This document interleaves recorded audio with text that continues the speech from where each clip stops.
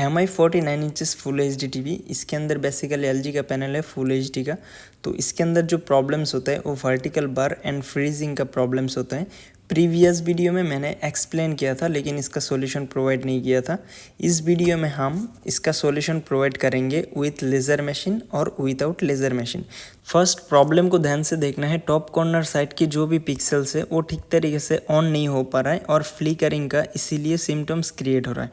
तो इसका मतलब होता है कि इसका स्टार्टिंग सर्किट में प्रॉब्लम्स है। क्या इस प्रॉब्लम को विदाउट लेज़र मशीन रिपेयर करना पॉसिबल है? हो सकता है। तो हम यहाँ पर एक मॉडिफिकेशन अप्लाई करके देख सकते हैं। तो फर्स्ट हम टिकॉन बोर्ड को देखेंगे, उसका वर्जन नंबर देखेंगे, फिर उसके बाद हम यहाँ पे फर्स्ट क्या करेंगे, एक मैनुअल मेथड से इसको मॉडिफाई करने के लिए कोशिश करेंगे और ऑड इवन को हम मॉडिफाई करेंगे इस तरीके से। ये जो केसेस स्टडीज़ हैं, बहुत पहले मैंने एक बार इसका टिकॉन को प्रोग्रामिंग किया था हेक्स एडिट करके। उसी पैनल का ये एक चैप्टर है जिसके अंदर हम बाद में क्या किया, इस तरीके की एक वोल्टेज मॉड्यूल को हम इस्तेमाल किया था क्योंकि इसका सर्किट जो है उसका वीक है। ठीक है, इसका वोल्टेज लाइन वीक है, इसके अंदर जो सर्किट है वो सर्किट वीक है, इसीलिए हम वोल्टेज को इंक्रीज़ करके इस मॉड्यूल के ज़रिए हमने वोल्टेज अप्लाई किया है। ठीक है, अभी हम देखते हैं इसके अंदर हम कितना वोल्टेज अप्लाई करेंगे। अगर डिपेंड करते हैं, हम वोल्टेज को इंक्रीज़ करते हुए हमें चेक करना है पिक्चर कहाँ पर आके हमें अच्छा रिजल्ट दिखने के लिए मिलता है। तो मैंने जब 34 या 35 वोल्ट के अराउंड में मैंने यहाँ पर वोल्टेज अप्लाई किया था, उस केसेस में मुझे पिक्चर ओके मिला था। ठीक है, और इसकी टिकॉन प्रोग्राम को प्रोग्रामिंग करके 30 वोल्ट से ज़्यादा हम कर नहीं सकते। ठीक है, तो इसीलिए हमें एक्सटर्नल इस तरीके से मॉड्यूल को यूज़ करना पड़ा। फिर उसके बाद अब हम देखते हैं इसका रिज़ल्ट कैसे आने वाला है। ठीक है, तो हमें इसके अंदर जो पिक्चर है वो पिक्चर तो बन गया है लेकिन कंप्लीट पिक्चर नहीं बना है क्योंकि हमारा जो स्टार्टिंग सर्किट था उस सर्किट में प्रॉब्लम्स है। तो इस मॉड्यूल इस मॉड्यूल को यूज़ करके वोल्टेज अप्लाई करने से वो जो प्रॉब्लम्स है इसका इंटरनल वो सॉल्व नहीं हो जाएगा। ठीक है, वोल्टेज ज़्यादा मिलने पर क्या हो जाएगा, जो सर्किट वीक है हो सकता है वहाँ पर भी वोल्टेज पहुँचने लगे और हमारा पिक्चर बनने लगे। ठीक है, तो इसके अंदर अगर हम देखें, अभी इसका जो प्रॉब्लम्स है वो स्टार्टिंग एरिया में है और बॉटम साइड में जो है वो पिक्चर गुड है, लेकिन स्टार्टिंग एरिया का जो पिक्चर है वो अभी भी वीक है, जिसके लिए ये पिक्चर तो बन गया है लेकिन ऊपर का कंप्लीट सॉल्यूशन नहीं हुआ है। इस तरीके की ऑड इवन मॉडिफिकेशन करके आपको पिक्चर मिल सकता है लेकिन पूरा पिक्चर क्लियर नहीं मिलेगा।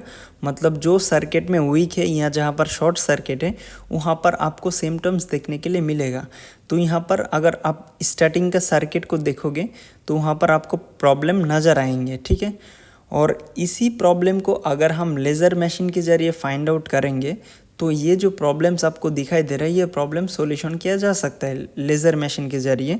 अब डिपेंड करेगा उसके अंदर प्रॉब्लम्स क्या है। हमने तो अभी तक प्रॉब्लम को एनालाइज करके देखा भी नहीं है। तो अभी एक केसेस मैंने इसका रिपेयर करके सॉल्यूशन करके रखा हुआ है जो MI का 49 इंचेस है।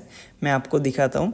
इसके अंदर जो प्रॉब्लम्स मुझे मिला था, इसके अंदर सर्किट मुझे वीक मिला था। ठीक है, तो यहाँ पर अगर हम देखें इसका स्टार्टिंग का सर्किट जो होता है उसी के अंदर प्रॉब्लम्स आते हैं। तो मैंने इसका वीक सर्किट को सही कर दिया है, मतलब जहाँ जहाँ मुझे वीक लगा है उसका सर्किट को मैंने वापस लेज़र मशीन के ज़रिए कुछ ऑपरेशन करके इसका प्रॉब्लम सॉल्यूशन कर दिया है। तो आप यहाँ पर देख सकते हैं ये मैंने एक रिपेयर करके रखा हुआ है। इसका 100% पैनल रिपेयरिंग कंप्लीट हो चुका है विथ लेज़र मशीन। ठीक है, ये प्रॉब्लम हमने लेज़र मशीन से रिपेयर किया था। इसके अंदर कुछ इजी प्रॉब्लम्स थे तो बहुत जल्दी इसका प्रॉब्लम सॉल्यूशन हो गया है। तो अभी हम फर्स्ट वीडियो में जो प्रॉब्लम्स देखा था हम उस पैनल का GUI सर्किट को ऑब्जर्व करेंगे और हम ये देखेंगे क्या उस प्रॉब्लम को लेज़र मशीन के ज़रिए फाइंड आउट करके सॉल्यूशन किया जा सकता है या नहीं किया जा सकता है। तो फर्स्ट हम क्या करते हैं, CKB लाइन्स जो होता है उसको हम स्कैनिंग करके देखते हैं। अगर CKB लाइन में कोई शॉर्ट सर्किट होगा तो पहले हमको उसको आइडेंटिफाई करके उसका सॉल्यूशन करना पड़ेगा।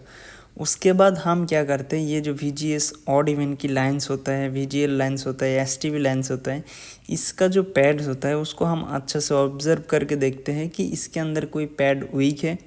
और उसके बाद अगर वीक नहीं मिलता है तो हम सर्किट के अंदर में एंटर होते हैं और उसके बाद ये चेक करते हैं कोई फीडबैक लाइन्स या तो एसटीबी इनपुट्स लाइन में कोई प्रॉब्लम्स है, या तो हो सकता है जो स्टार्टिंग एरिया का ट्रांजिस्टर है वो ट्रांजिस्टर शॉर्ट सर्किट हो सकता है, ठीक है। तो यहाँ पर हमें अलग अलग केसेस मिल सकते हैं, सीके भी लाइन में शॉर्ट सर्किट, या तो ऑड इवन लाइन, फिर VGH लाइन में प्रॉब्लम्स हो सकता है, ठीक है। तो इस तरीके के हमें पैड को अच्छे से ऑब्जर्व करके देखना है कहाँ पर वीकनेस है या शॉर्ट है, तो शॉर्ट को आइडेंटिफाई करना है। तो यहाँ पर आप देख सकते हैं इस तरीके से हमें बारीकी से ऑब्जर्व करना पड़ेगा 10x में जाके या 20x में जाके।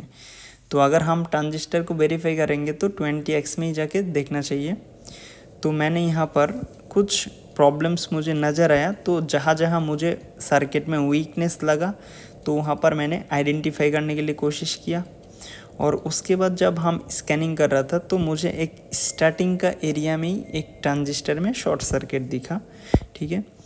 तो बेसिकली इस तरीके की ट्रांजिस्टर में शॉर्ट सर्किट होना बहुत ही कम मिल सकता है, लेकिन अगर मिलता है तो अच्छी बात है। तो पहले अपना जो ऑपरेशंस होंगे इसको पहले ऑपरेशन करके किल करो, और उसके बाद देखो सर्किट के अंदर कोई चेंजेस आया कि नहीं आया। अगर सर्किट में नहीं चेंजेस आता है तो हमें और भी बहुत सारी चीज़ों को नोटिस करना पड़ेगा और उसके अकॉर्डिंग में सॉल्यूशन भी करना पड़ेगा। तो अगर इस तरीके की प्रॉब्लम्स होता है तो हम उसको बेसिकली हर किसी को इसका ऑपरेशन करना आता है, तो इस तरीके की हम कार्टिंग मेथड अप्लाई करते हैं। फिर उसके बाद प्रॉब्लम तो सॉल्व हुआ नहीं है उसको ट्रांजिस्टर को कट करने के बाद भी, तो हमने फिर से इसके अंदर एनालाइज किया है, क्योंकि इसके अंदर दो प्रॉब्लम्स है, एक शॉर्ट सर्किट भी है और एक वीकनेस ड्राई कनेक्शन भी है। तो हमें ड्राई कनेक्शन की पैड को आइडेंटिफाई करके वेल्डिंग भी करना पड़ा। फिर हम इसका ऑपोजिट में ऑब्जर्व कर रहे हैं अभी, ठीक है। तो इस ऑपोजिट में ऑब्जर्वेशन करने के बाद हमें अलग अलग पॉइंट पर क्या मिला, शॉर्ट सर्किट मिला, ठीक है। तो अभी हमने क्या किया, उस साइड से शॉर्ट सर्किट को रिमूव किया बहुत सारा, और उसके बाद यहाँ पे जहाँ जहाँ हमें सर्किट ड्राई लगा या तो वीकनेस लगा हम वहाँ पर वेल्डिंग लगाया है। इसके अंदर जो है दोनों साइड में प्रॉब्लम है, दोनों साइड में शॉर्ट सर्किट भी है और उसके बाद सर्किट ड्राई कनेक्शन भी है, ठीक है। तो इस तरीके की प्रॉब्लम्स को आइडेंटिफाई करके सॉल्यूशन करना बहुत ही टाइम कंज्यूम कर सकता है। तो हमें इसके अंदर 2 घंटे के आसपास लग गया इस प्रॉब्लम को एनालाइज करने में और उसका सॉल्यूशन करने में। तो अगर हम देखें अभी हमारा जो पिक्चर है वो पूरी तरीके से क्लियर हो चुका है जो प्रॉब्लम्स थे। अभी मैं इसका ऑपोजिट साइड भी दिखाऊंगा। इसके अंदर जो ऑपोजिट साइड है उस ऑपोजिट साइड में मुझे मल्टीपल शॉर्ट सर्किट मिला है, 1 2 3 नहीं, मल्टीपल शॉर्ट सर्किट और उसके बाद ड्राई कनेक्शन भी, ठीक है।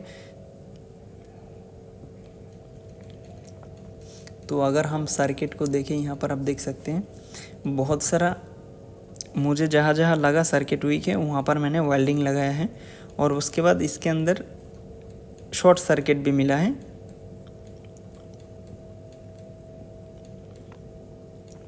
अब वीडियो को 1 से 2 बार देखना तो आपको जो जहाँ जहाँ शॉर्ट सर्किट हो वहाँ पे कटिंग नज़र आएंगे, ठीक है।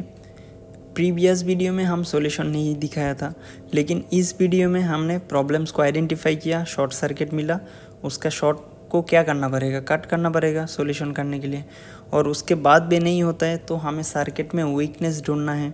अब सर्किट के अंदर वीकनेस हम कैसे ढूंढेंगे, वो डेवलप करने के लिए आपको नॉलेज डेवलपमेंट करना पड़ेगा, क्योंकि सर्किट के अंदर जो वीकनेस है वो हमें सोच समझ के फाइंड आउट करना पड़ता है, ठीक है। अभी इसका अगर हम रिज़ल्ट देखें तो यहाँ पर आप देख सकते हो full picture neat and clean है, टॉप साइड कॉर्नर में एक लाइनिंग्स भी नहीं है और ना कोई स्कैनिंग लाइन है। तो इस तरीके की लेज़र मशीन के ज़रिए परफेक्ट सॉल्यूशन हो सकता है, ठीक है। तो आपको उसके लिए मेहनत करना पड़ेगा, फिर आपको जाके रिज़ल्ट मिल सकते हैं। अदरवाइज़ अगर आप मेहनत नहीं करोगे तो आपको रिज़ल्ट नहीं मिलने वाला है, ठीक है। तो ये मुझे रिपेयर करने में टाइम लग गया कम से कम 1 से 2 घंटा, लेकिन मैंने परफेक्टली इसका प्रॉब्लम को सॉल्यूशन किया है।